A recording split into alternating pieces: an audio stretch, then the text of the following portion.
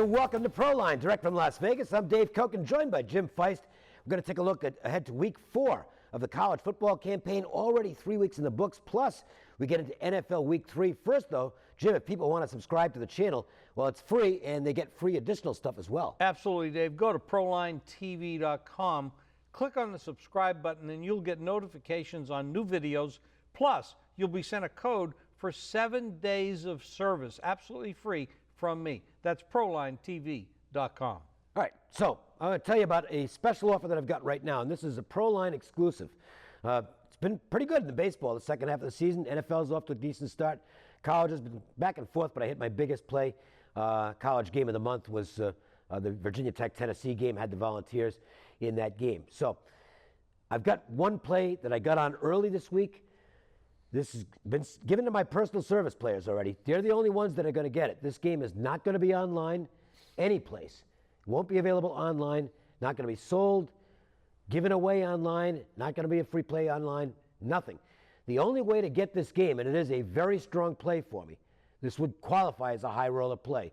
The only way to get this game is to call the office, 855-472-2577. This is a top-level play, and you're going to get it completely free of charge. But the only way to get it is to call 855-472-2577. Make the call. This is a game you definitely want to be on. Jim, 16-7-1 for you in the NFL, 6-0 on the high rollers. Colts Broncos over the total on Sunday was the big move. 2-0 in the college game of the year releases, including an easy winner with Stanford in the Pac-12 game of the year. And you've got another big game of the year going this Saturday. Absolutely, Dave.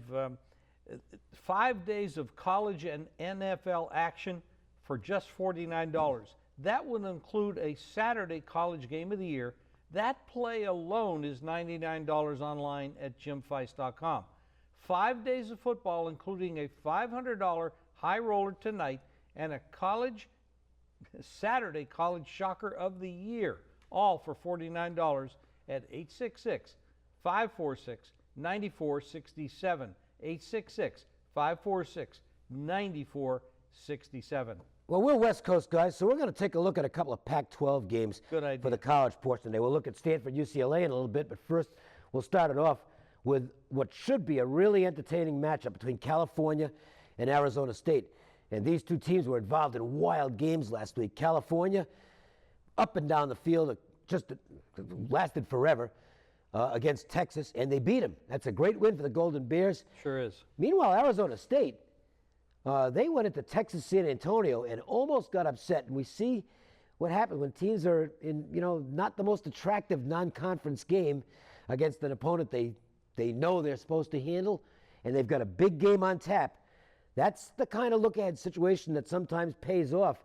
And it did here for anybody who happened to back the Roadrunners plus the points. I wouldn't draw anything negative out of that game on Arizona State, though. I don't think they treated it seriously. And they did manage to come back and win the game, so it's not like they walk off the field with their head between their legs. They should be fine going into this game. I think the scheduling dynamics work in Arizona State's favor now. They've had a little extra time to prep because that was a weeknight game. This was obviously a game they probably were more focused on to begin with. And California is coming off a home dog, straight-up win against Texas, and now going on the road. That's not an easy situation. No, coming off a big win like that, and basically, when you're playing a rabbit they don't focus on it. They don't get high for it. It's not an emotional situation. And yes, they came back and won the game. So that's actually a plus because they did. Yes, it is. But there's been some games out there where you can see these big favorites and they lose by 20, laying 20, and because they're playing teams they're not focused on. Now, you can't say that about Louisville and Florida because that was a whole different situation, which was quite amazing. But that happens. Teams do look ahead, and they do know what the point spread is. Today's the age of information, communication. They know when they're a 20 or 30-point favorite. Oh, yeah. And they know this is going to be easy game, so they party a little more. They don't focus in practice, et cetera, et cetera. So look-aheads and letdowns work in handicapping, and that's one of the ways we make some money. But, to me, one of the keys, and I'll go back to the Tennessee-Virginia Tech game that I used for a big play here. Had Tennessee lost that game where they were flat against Appalachian State, then you don't know what the mindset necessarily is going to be the next week. When a team plays poorly but manages to get out with a win, it doesn't deflate them at all. No. And you get to practice, it's like we got to do better than that. But we're all right. And Tennessee did bounce back the next week and had that great game against Virginia Tech. It kind of could be the same thing here for Arizona State. They did manage to escape that game. In fact, I would think, considering the way they came back in the fourth quarter, they probably feel good about the win. Well, they should. It might be a positive for them going into this game with California. And you mentioned they have a little extra rest. Yep. So, I mean, the California win, that was a big win, a big program against a big school. The potential letdown there, even though they're not going to let down because it's a conference situation, but it takes a little bit more out of you when you play a big team. I would agree with that. So I'm looking more at the Arizona State side here. I haven't made a play in the game, but that's the side I'm considering at this point. And we've got another Pac-12 game. This is going to be fun. Stanford and UCLA. And we saw Stanford last week, and I mean, you knew this going in, so did I. The difference was I didn't play the game and you did, and you won it. Stanford is again, very physical. Very physical. And USC was not able to handle them in the trenches. They got pushed all over the place. They really was, in terms of the warfare at the point of attack, it was lopsided. Men against boys. It was. Yeah. So does UCLA have the physicality to handle what Stanford's going to throw at them on Saturday? That's going to be the determining factor in the game to me. I think UCLA is better physically than USC is. But there's an X factor here. UCLA is coming out of a game in altitude, and it was a tough game. They won, but it was a tough game in altitude against BYU. I want a team that's fresh playing Stanford, and I wonder if that could impact them at all. Well, Stanford has the ability to beat just about anybody because they are physical, and they do have that one guy in the backfield who's pretty good. What a player! This is talk about Heisman. We're going to throw that in here a little bit. Everybody thinks this guy should win the Heisman, but you got a couple quarterbacks. I think the kid from Louisville took the lead last Saturday. Well, and then you got the kid at Clemson too. Yeah. I mean, you got some really good quarterbacks out there, and it was tough. He should have maybe won it last year. I thought he should. But it might actually be tougher to win it this year. This is a good Stanford team, and they can run over a lot of people. They're very physical, as Dave said, and UCLA not quite as much. Tough situation for UCLA here. Well, they're going to run the spread attack that Mazzone likes. They run a lot of the same plays over and over again, just different variations. So I don't think they're the toughest team in the world to defense. And quite honestly, BYU did a heck of a job on them last week. They only got 17 points.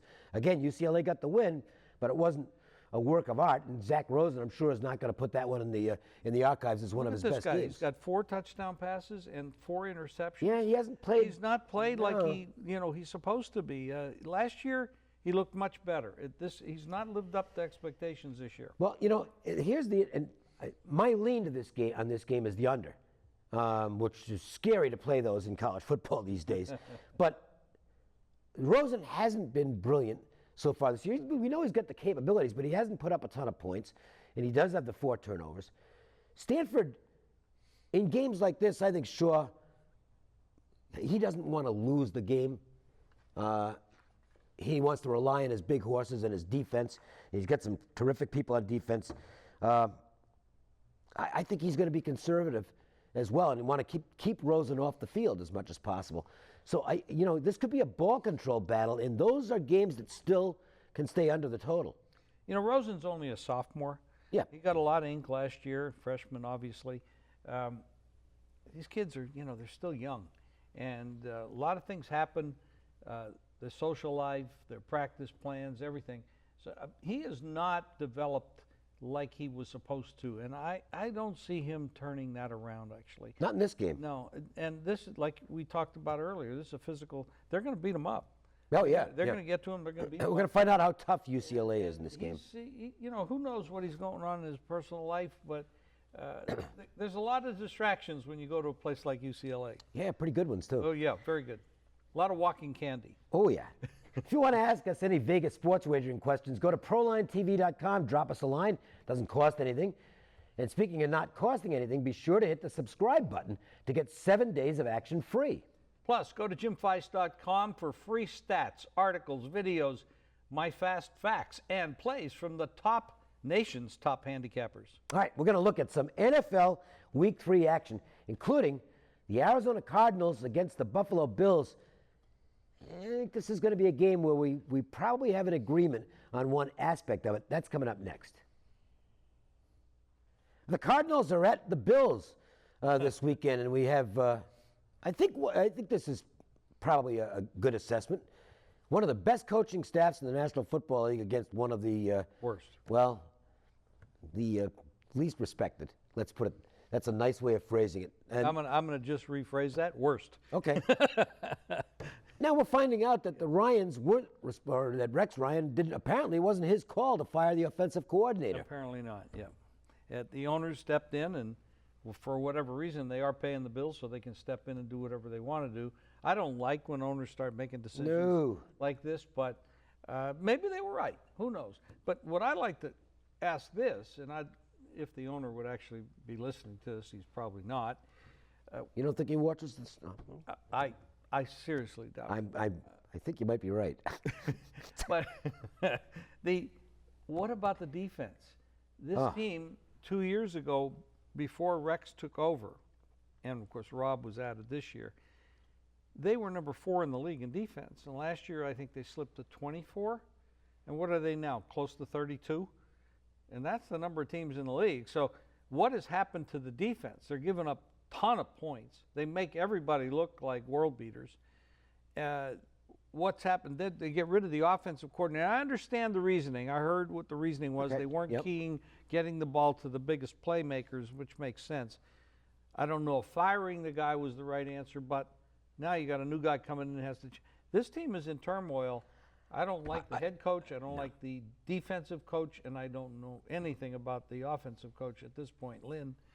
So, I mean, this team is in disarray. Now, the other side, you have some great players, a little aged at the quarterback, and if he gets through the year without injuries, they could really go somewhere, especially now that Seattle is looking really bad.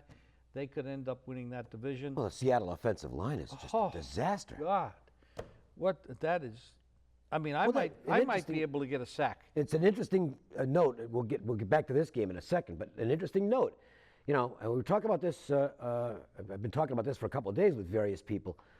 The Seahawks had to pay some people in the offseason, and as a result, their offensive line, which was actually the highest paid offensive line in the league last year, is now the lowest paid offensive line in the league, and it kind of shows. I mean, they look terrible. 2 years ago, they traded Max Unger, which was a great center. Yep. And they bring in the tight end out of New Orleans. Graham. Yeah. Which hardly does anything. Hurt. He got hurt, but they weren't using him very well anyway in the offense. That was a huge mistake.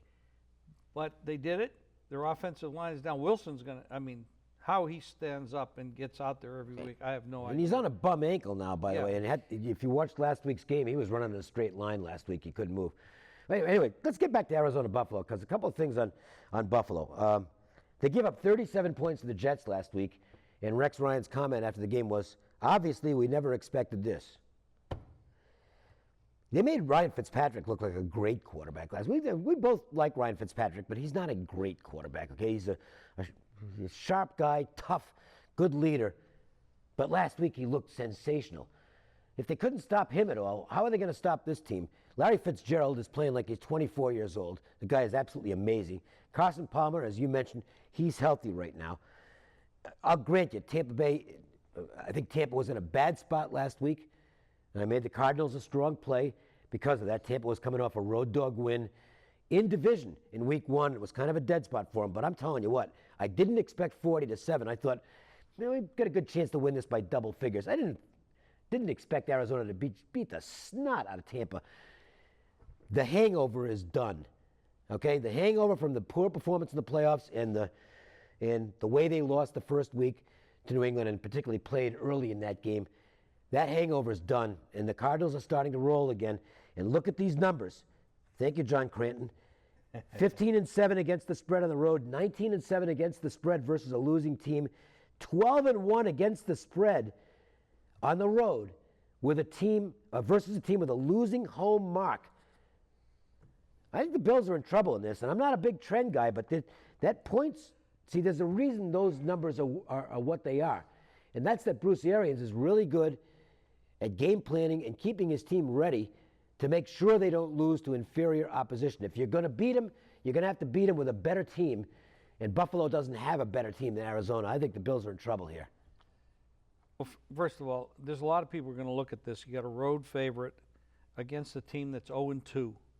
And now 0-2 teams know that they're pretty much dead in the water if they go 0-3, especially now losing two straight, would be losing two straight home games. However, you do have a better coach, you got a better quarterback, you got better wide receivers, the running back situation is pretty damn good, defense is strong, and they have the trends that they've pointed out. So as a handicapper, you say, hey, home dog, I can get Buffalo plus 4 to 6 points, which is floating around, but it's also coming down a little bit. I think the right side is Arizona. I have not touched this game yet, but I do think that if the sharp, quote-unquote, sharp guys come in and take the home dog just because, and they will get money on an 0-2 team trying to save their season. But you got to remember something. Arizona lost their first game too, and they'd be 1-2 if they lose this game. None of these teams are going out there to lose the game. They're all focused, and they have the coach is way different. I mean, this Arians against Rex Ryan, it's just night and day talent-wise in preparation. So Arizona, to me, is the right side in this game. I'm waiting for a 3. And if I get the 3, which I think I might, because I'm looking at a big book here right now, 3.5, 05, which the 05 indicates, which means that thing could come down to 3, and I'll be laying it. Now, Denver and Cincinnati, we'll make this one a little quicker. You know, it's a spot where I kind of like to go against the Broncos because they're 2-0 straight up and against the spread. They were very fortunate to cover the game against the Colts. They got 2 defensive touchdowns, and that's how they covered the spread. It was a horrible. I had the Colts +7. It was a horrible way to lose a bet, but you know, it happens. I'd like to take Cincinnati in this spot because they're coming off a loss to the Steelers. They need, you know, they don't want to go 1-2. The problem is it's a big game, and I just don't trust Marvin Lewis in big games. And I hate to paint that broad brush there, because I think the guy, you know, he keeps making the playoffs every year. He can't be a bad coach if you make the playoffs 5 years in a row. But boy, when it's a big game, I don't want to be on Marvin Lewis, and he's going to have to convince me I'm wrong. There are situations. I mean, if you look at Marvin Lewis's regular season record, terrific. Say the last 3-4 years, the guy doesn't lose many games. Okay, so, and even Dalton, regular season, he's pretty good. Now, they lost some players, targets, wide receivers in the offseason, which really cuts down on their ability to score. But Denver, they do have a rookie quarterback. Yep. You know, this is his first and start. He's a rookie. He hasn't really looked that good so far. No. So now you're going up against a pretty talented Cincinnati team. Not a rookie, team. but a first-time starter. Right. Pretty talented Cincinnati team on the road, hostile environment, first game on the road is this. As I said before, Cincinnati's 1-1. They'd be losing. I mean, this is a big game for Cincinnati. They're coming off big game last week where they lost. This is a huge game against a 2-0 Denver team. First start for the rookie on the road. It's a spot where I want to play Cincinnati, but I don't know if I can pull the trigger. There's some injuries in this game. Yep. We have to see how that levels out too. I like Cincinnati in this spot. Right now it's Cincinnati -25, which is a big number. That's like laying 3.5 money wise. So at this point, I'm looking Cincinnati, but I haven't played it yet. We've got some other stuff to do, but first we want to alert people that you can get a free play from us right now. On your cell phone. It's just really easy.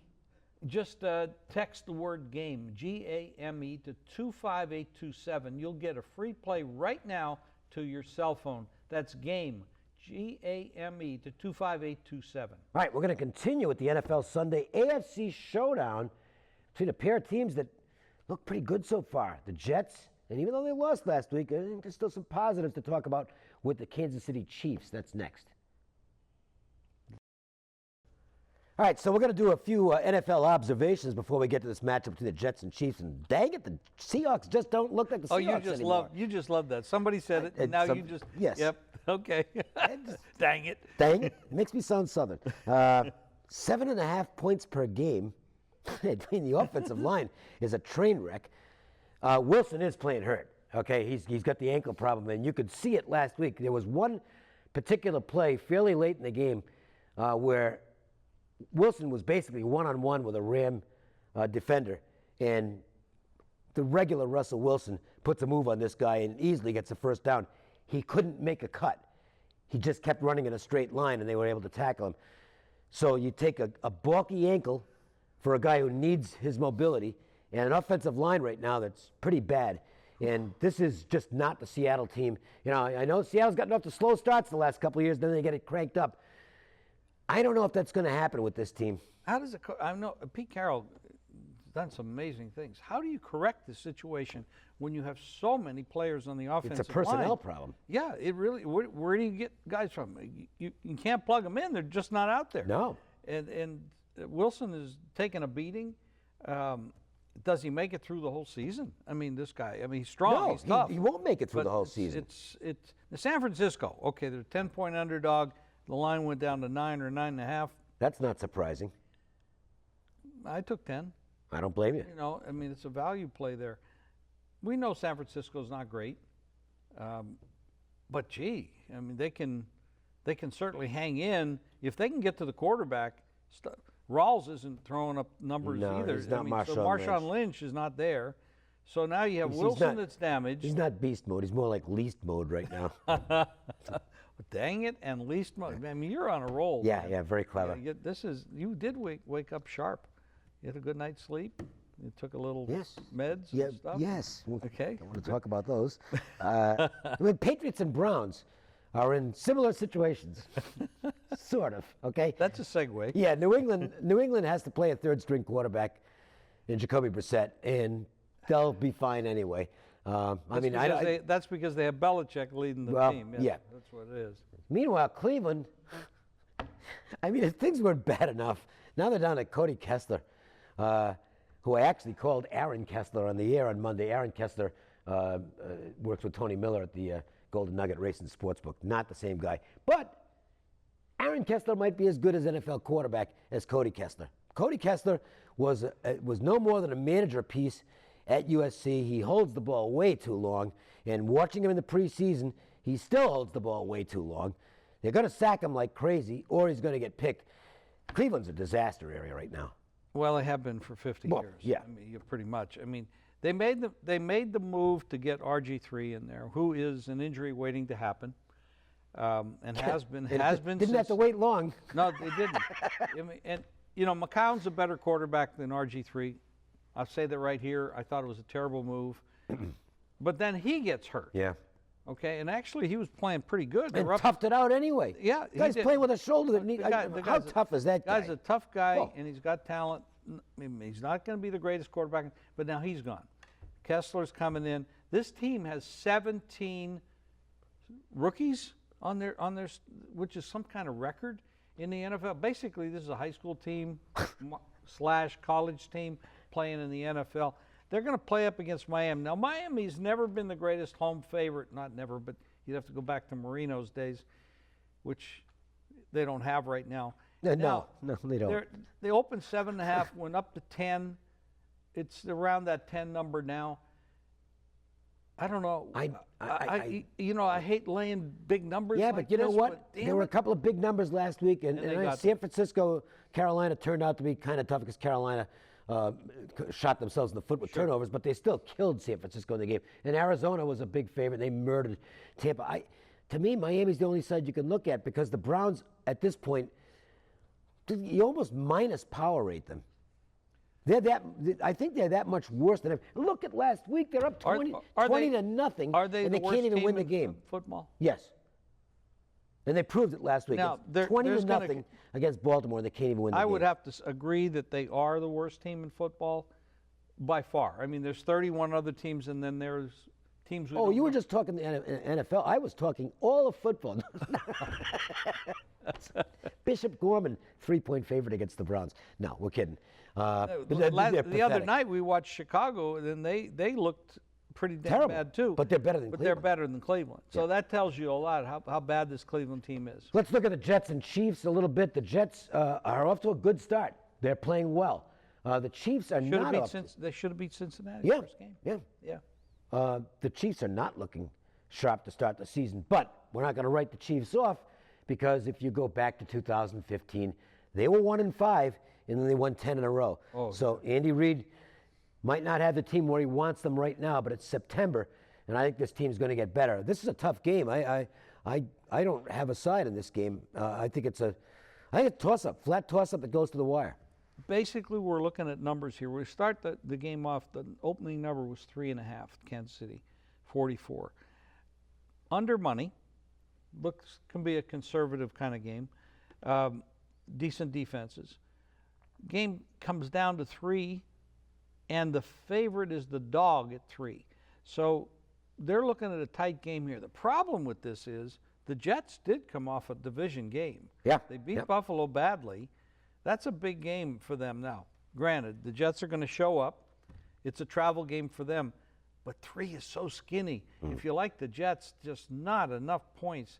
You're going to you're favoring them to go in there and win the game, which I can't really do. I like the Jets. I like Fitzpatrick. I like their offense. I like everything about them.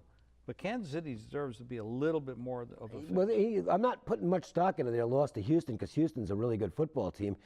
And I like the fact that even though they were awful early in the game, they're down 24-3, they did come back and beat the Chargers in overtime. So this team still knows how to win football games. I think the scheduling dynamics favor Kansas City They here. do. But I don't know if it's enough to get involved on my end. There's lots of other good plays out there. If you want to get free plays every day on a recorded message from our Vegas experts, it's a cinch. Just call 888-478-9222. And you can follow me on Twitter, Facebook, and Instagram at Jim Fice Sports. And feel free to send me a direct message with any questions you may have. And you know, I never give out my Twitter address. You can follow me at Dave Kokin, DaveCokin. It's as simple as that. Thanks for joining us. We'll see you again next week with another edition of Proline.